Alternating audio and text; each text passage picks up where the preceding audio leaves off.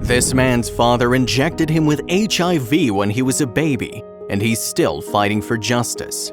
When Brian Stewart sent his estranged wife to the hospital canteen for a coffee, he had more in mind than just a paternal moment with his 11-month-old son Brian Jr. For as soon as the baby's mom was out of sight, Stewart took out a vial of HIV-tainted blood and pumped it into his son's veins. The baby's mom returned to find the boy screaming in his father's arms as his tiny body tried to assimilate a stranger's incompatible blood, and the callous dad was sure that the wheels of his monstrous plan are now in motion.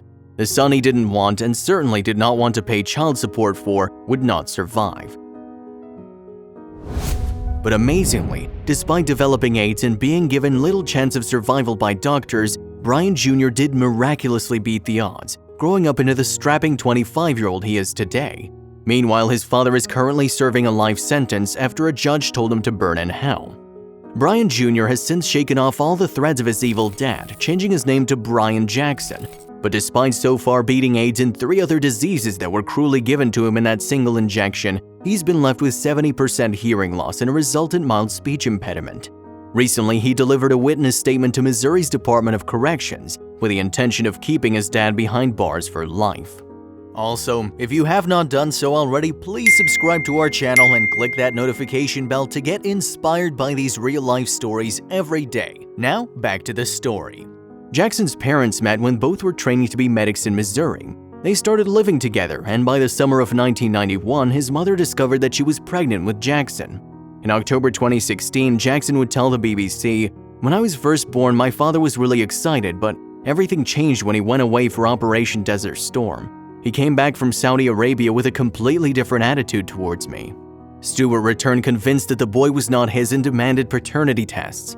Moreover, when Jackson's mom left and took the baby with her, the estranged couple fought bitterly, and Stewart refused to hand over payments for child support. As Jackson said to the BBC, he used to say things like, "Your child's not going to live beyond the age of 5. Meanwhile, Stewart was working in a laboratory as a blood tester and had begun stealing samples of contaminated blood. Then, when Jackson was hospitalized with asthma at 11 months of age, his mother let Stewart know, and out of the blue, he turned up for that fateful hospital visit. Jackson told the BBC, "He was hoping I would die off so he wouldn't have to pay child support." After the secret injection, then, Jackson was eventually released from hospital, and yet he began to fade away. Over 4 years, his frantic mom took him from doctor to doctor, but none could furnish her with a diagnosis.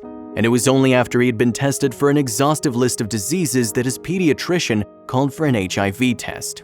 Jackson was consequently diagnosed with AIDS, along with 3 opportunistic infections, and given no hope of survival. Furthermore, his treatment was punishing, with 23 pills, a couple of IV bags, and 3 injections needed daily. And yet, while the mass medication fried his auditory nerves, Jackson astounded doctors by getting better.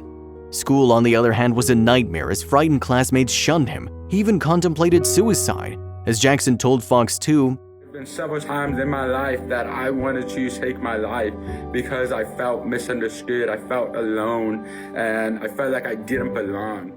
As a Christian, moreover, Jackson found strength in his faith, and over time that led to him forgiving his father and praying for his salvation, despite the monstrous act that the man had carried out when Jackson was just an infant. And fortunately, Jackson is in remarkably good health, given that in childhood he was virtually at death's door. He told the BBC, "I'm as healthy as a horse, healthier than a horse, I'm beyond that. I might be slightly chunky, but I'd still consider myself a good athlete. Right now, my T-cell count's above average. That gives me virtually no chance of passing the virus on," he added. "I've gone from taking 23 pills a day to taking 1. I still have AIDS though. Once an HIV diagnosis, always an HIV diagnosis." And as Jackson recovered, he did more than confound his doctors. Indeed, today he travels around America as a motivational speaker, spreading his story of hope. What's more, he recently got the news that he'd been hoping for. The Missouri Department of Corrections told him that his witness statement had helped to disallow his father parole for another 5 years.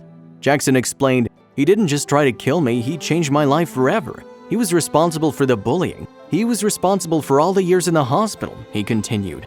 "At first, I was very angry and bitter. I grew up watching movies where fathers cheer on their sons from the sidelines. I couldn't wrap my mind around how my own father could do that to me. But he isn't bitter now. Indeed, he told the BBC, "I'd love to be a dad. I'd like to root for my kids for hope.